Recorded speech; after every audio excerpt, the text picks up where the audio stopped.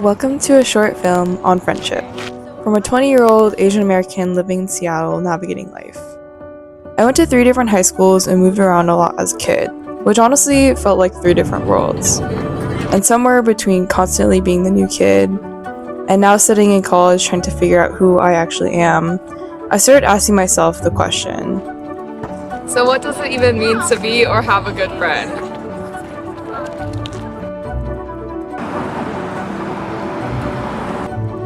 I used to think I knew. I'm good at being bubbly, constantly conforming to those around me to fit in. You could call it people-pleasing, or at least that's what I've labeled myself. But let me reinterpret this notion by loosening the object.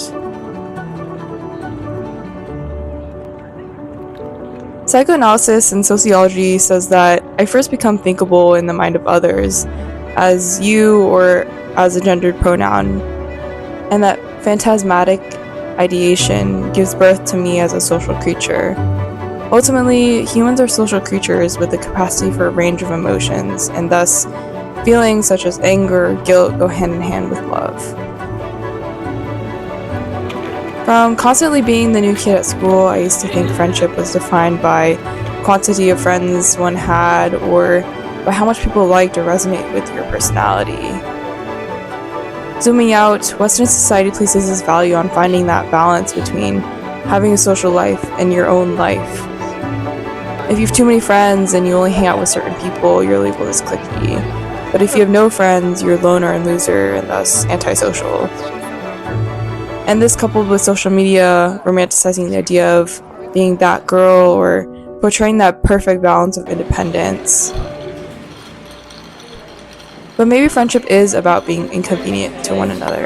In other words, the, quote, affective sense of the familiar friction of being in a relation, a feeling state that registers one's implication in the pressure of coexistence. Because how can we actually know each other without being inconvenient to each other? This is to say, to know and be known requires experiencing dirty pressures to be acknowledged and taken in.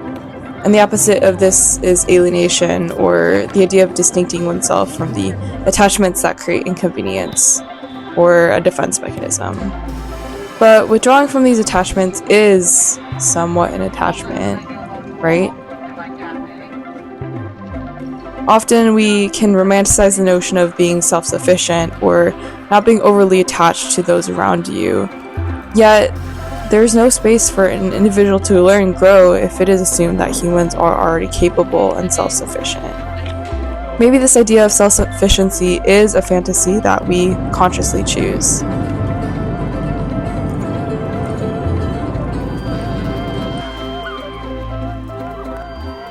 Klein states that the desire to make people happy is linked with strong feelings of responsibility and concern, and that genuine sympathy requires putting ourselves in the place of others.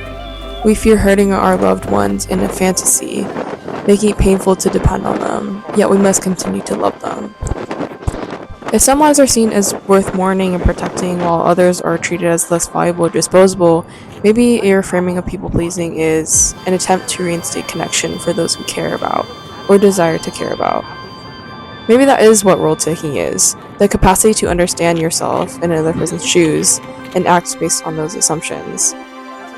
So if a good friend is someone who shares mutual liking, mutual caring, and mutual sharing, then a best friend is someone who prioritizes the same values as yours. Can your bestest friends be the one you work with? I guess that really depends on what you individually deem most valuable.